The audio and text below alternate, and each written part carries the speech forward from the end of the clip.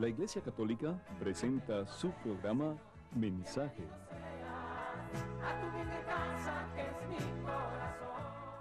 Alabado sea Jesucristo. ¿Qué tal, queridos hermanos y amigos? Y qué gran gusto, qué gozo poder compartir con ustedes esta media hora en que el Señor Jesús va a darnos copiosas bendiciones. El que está triste se va a contentar porque es la palabra de Dios la que va a calar en nuestro corazón. ¿Y cuántos de nosotros estamos tristes en el día de hoy? ¿Cuántos de nosotros sentimos que alguien nos ha hecho un daño, nos ha lastimado? Alguien ha herido nuestro corazón y como resultado de eso, estamos a veces un poquito tristes en el día de hoy. Pues ojalá que no sea el caso suyo, pero en caso de que así sea, este programa es para usted. ¿Saben? Si yo les fuera a preguntar a ustedes cuál es el mandamiento que Jesús nos ha dado, que es más popular en todo el mundo, yo estoy seguro que la mayoría de ustedes dirían el mandamiento del amor, ¿verdad que sí? Y con toda razón, porque el mandamiento que el Señor nos ha dejado es ámense. Amen a Dios con todo su corazón, con todas sus fuerzas, con toda su alma, con todo su ser, y ámense los unos a los otros, dice el Señor. Pero si bien es cierto que es un mandamiento muy conocido, el mandamiento del amor, con qué poca frecuencia, hermanos, lo ponemos en práctica. Saben que estaba yo escuchando la radio el otro día y escuché algo que me llamó mucho la atención. El comentarista decía que de los últimos 2000 años de la existencia del ser humano, solamente hemos tenido 6 días de paz en el mundo. En alguna parte del mundo hay guerra, siempre. En alguna parte del mundo hay división, siempre. En alguna parte del mundo hay rencilla, siempre. En alguna parte del mundo hay matanza, siempre. Solamente 6 días de paz en los últimos 2000 años. El mandamiento de Jesús, ámense. El mandamiento por excelencia de Dios para su pueblo, para nosotros, los cristianos especialmente, ámense.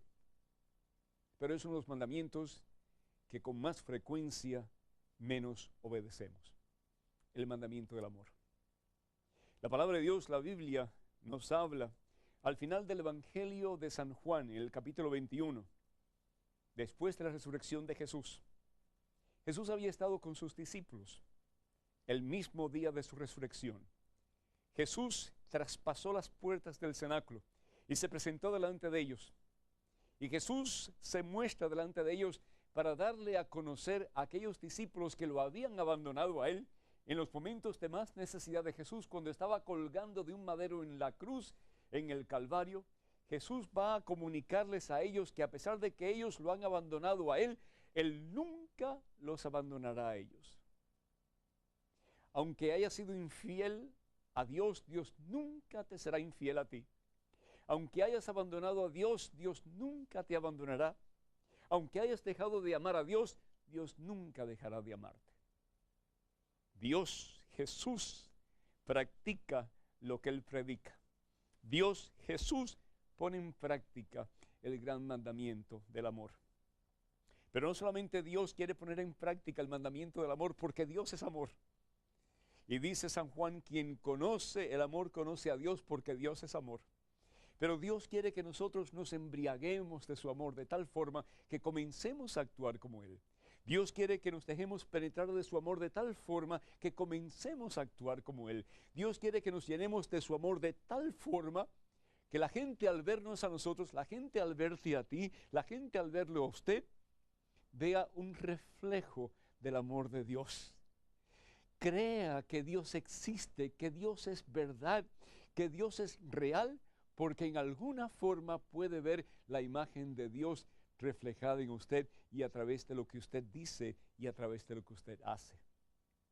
Por eso Jesús nos dice no solamente que Él es amor, pero nos dice también que debemos de amar al mismo grado que Él nos ama a cada uno de nosotros. ¿Y hasta qué grado Dios nos ama, hermanos? ¿Hasta qué grado Jesús nos ama, hermanos? Dios nos ama, Jesús nos ama hasta el punto de colgar en un madero y dar hasta la última gota de su sangre por cada uno de nosotros. Y no porque seamos buenos, ¿verdad? No porque seamos santos, ¿verdad? Porque la Biblia, la palabra de Dios, dice que Él murió por nosotros aun cuando nosotros éramos sus enemigos. ¿Estarías tú dispuesto a morir por una persona? Tal vez por tu papá, tal vez por tu mamá, tal vez por tu esposo o esposa, por tus hijos, tal vez sí. ¿Estarías tú dispuesto a dar tu vida por alguien? Yo fui el otro día a visitar a una enferma y me dijo, padre, yo le he pedido a Dios que la enfermedad que tiene mi hija me la dé a mí. Que ella viva. Y si yo tengo que morir, yo muero. Pero que ella viva. Hay momentos en nuestra vida en que por amor estamos dispuestos a dar aún hasta la vida por un ser querido. Pero dar la vida por un enemigo, dar la vida por uno que te ha ofendido, dar la vida por uno que te ha abandonado, dar la vida por uno que te ha traicionado, dar la vida por uno que te ha dado la espalda, que te ha clavado el puñal. No, hermano, no. Y sin embargo Jesús dice, hasta ese punto tienen que amarse. Hasta el punto de dar la vida como yo le he dado por ti, por amor a ti. Aunque tú eras mi enemigo, aunque tú te habías apartado de mí, aunque tú hayas pecado contra mí, yo nunca te dejaré de amar. Tú eres el objeto de mi amor, dice el Señor. Pero no solamente Jesús nos dice que nos ama, y no solamente nos muestra que nos ama, Jesús quiere que nosotros vivamos como Él. Jesús quiere que nosotros actuemos como Él. Jesús quiere que nosotros seamos como Él, que seamos capaces de ser misioneros de su amor, que seamos capaces de amar hasta las últimas consecuencias, como Jesús ha sido capaz de amarte a ti y a mí. Escuchas, hermano, escuchas. Porque cuántas veces no hemos oído prédicas sobre el amor, cuántas veces no hemos oído prédicas de que Jesús quiere que nos amemos. Y sin embargo, como decía ese comentarista, 6 días de paz en 2000 años de existencia. Terrible. Somos montones de cristianos. Y sin embargo, muchas veces no hay diferencia entre nosotros y los que no conocen a Cristo. Porque muchas veces nosotros actuamos igual que ellos, o aún peores, conociendo a Jesús supuestamente en nuestra vida. En América Latina, ¿cuántas personas no se dicen cristianos? Y sin embargo, miren los problemas que tenemos prácticamente en todos los países, en la política, en la sociedad, aún en la misma iglesia. ¿Por qué? Porque no acabamos de amarnos como Jesús nos pide. La palabra de Dios en el Evangelio de San Juan capítulo 21 nos dice que después de su resurrección, los discípulos de Jesús estaban en el mar de Galilea, estaban pescando y Jesús se les aparece.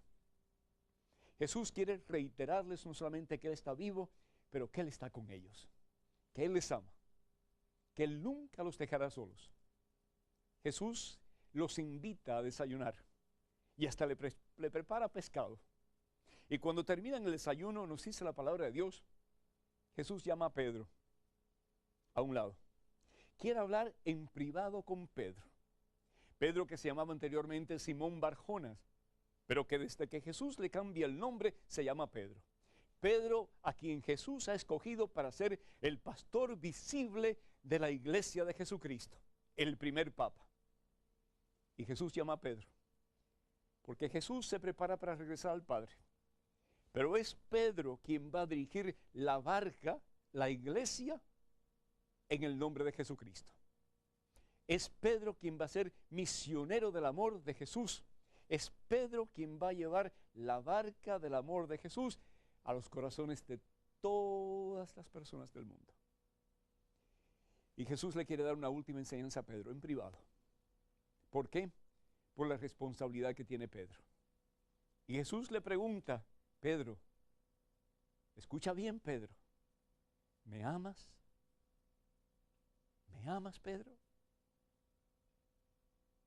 Y Pedro le dice, sí, Señor, tú sabes que te amo.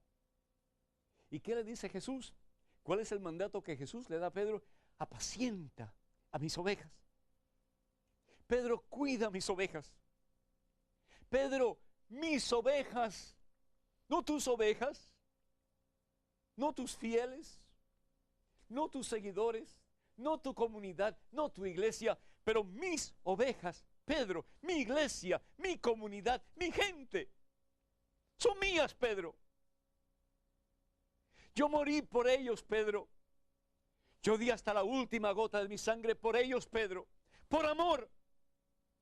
Con ese mismo amor, tú tienes que apacentar mis ovejas. Tú tienes que cuidar mis ovejas.